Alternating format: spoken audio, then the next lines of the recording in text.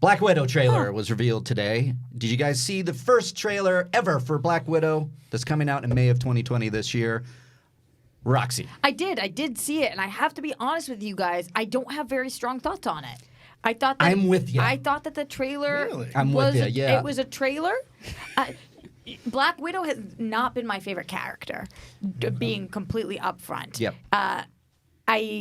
So I watched this trailer, and it looked like totally fine. Mm-hmm. Totally fine. Nothing about it peeved me. Nothing about it was upsetting. It was cool. There were some cool action sequences. I like Florence Pugh a lot. Yeah. So cool. I'm in. Sure.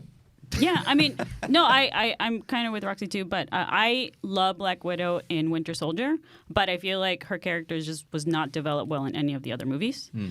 So if we get that Black Widow, if we get to see, because Scarlett Johansson, whatever you think of her, she's a great actor. I think she's a phenomenal fucking actress. amazing in Jojo Rabbit, like holy she, crap. Marriage Story. oh, so good. And so She's incredible. yeah, so if they focus on that, if they bring that Natasha does, then I'm down. Especially, I will watch anything with Florence Pugh. I'm obsessed with that woman. Yep. She's fucking awesome. She's made all my favorite movies this year. Midsummer, Little Women. She's fantastic. So I will watch anything with her. Did you feel like this trailer, though, was giving you the Natasha vibes that you wanted, or you couldn't tell from this trailer? I feel like you, specifically because of the rest of the cast.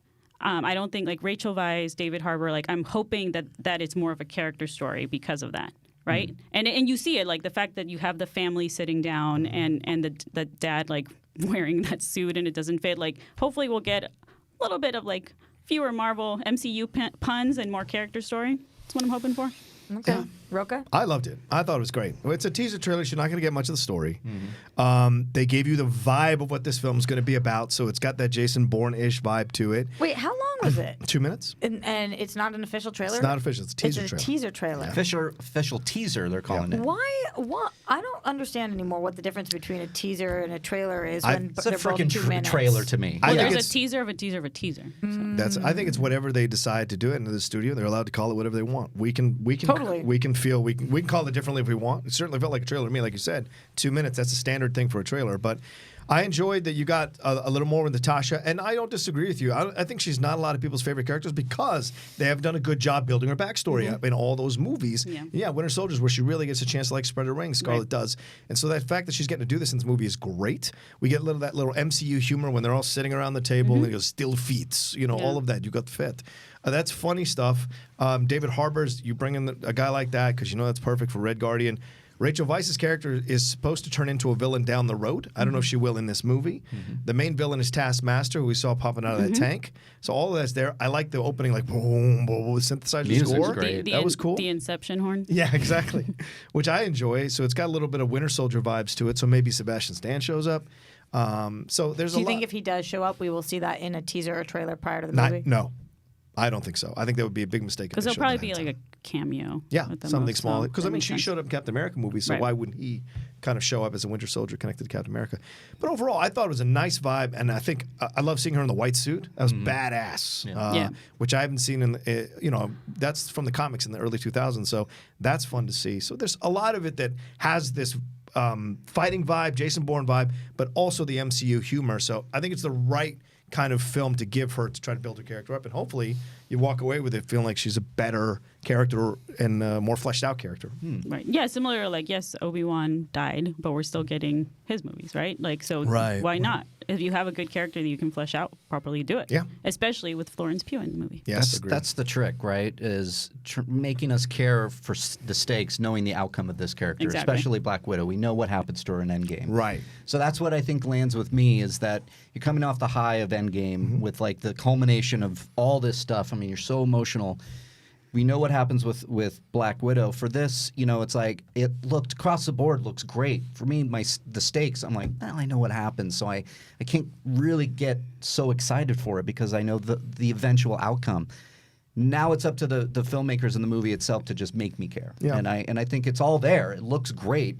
I'm gonna see this movie, but for the trailer, for the very first reaction, I'm like, cool. I know that Yeah. it's hard to say without seeing, but do you wish that this movie came out before Endgame? Hell yes, 100%. It would have worked a lot better for me. I don't know. I mean, because it's set after Civil War. We don't know. I mean, it's Yeah, saying it says under it's- wraps still, I don't but necessarily mean right before Endgame. I mean even chronologically or Maybe where- after Well, Civil that's War. the interesting thing about Endgame and all of these, not just the movies, Mm-hmm. but the TV shows we're getting, right? Like Loki and Wanda. Like it's that's an interesting question because I think about like, are there any of those characters that I want to really like dying to see their story still after we've already seen Endgame? And I can't really think of one.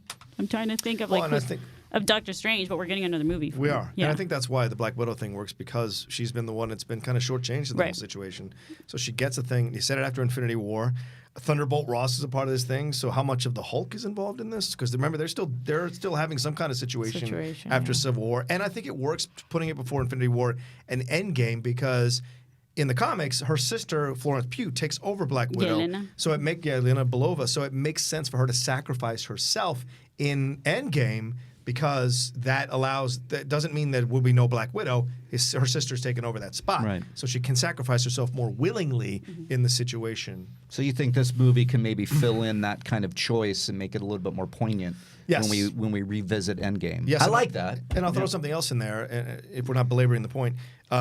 There was a deleted scene released a couple of days ago from Infinity War where Doctor Strange was in the astral plane talking to Spider-Man to convince Mantis to bring back to life Drax and Star-Lord and Nebula, who had kind of been killed by Thanos. And she brings them back to life with her antlers, which are connected, or whatever their Antenna. antennas. Yeah, their antennae connected to the Soul Stone. So, is there a possibility down the road, releasing this right before Black Widow, that she goes and brings Black Widow out of the Soul Stone in the sequel? It's Florence Pugh and Scarlett Johansson coming back together again after So- she supposedly died. So I Black think Widow that back to Somebody life. in Back the to life, two comments Black is Widows. correcting John. Uh-oh. Hulk is not on Earth. He's still on Sakaar. After Civil War? Yeah. Okay. Yeah. Okay. I But she still hear what you're think about it. saying, John, and I like that. However, I think that what's so hard is the longevity of these movies. Does it diminish the value of Endgame to bring back ScarJo after Endgame? Right. Well, it makes her a sympathetic character because she died. So people are like wanting to see that. Yeah, but does it make the movie less impactful? Well, that was my point about Obi-Wan, I don't think right? so, that but- we're still getting movies where we already know what's going to happen. Yeah. No, I'm So saying I'm- legitimately bringing her back. Right. Oh, you mean if they brought her Oh. back? Yeah. Well, they brought back everyone else. Well, that's a problem with And the- comic books. right. Like, But I mean, everybody not comes from dying. Well, Gamora, they kind of Undid the cheated snap. bringing back Gamora. They did. Right.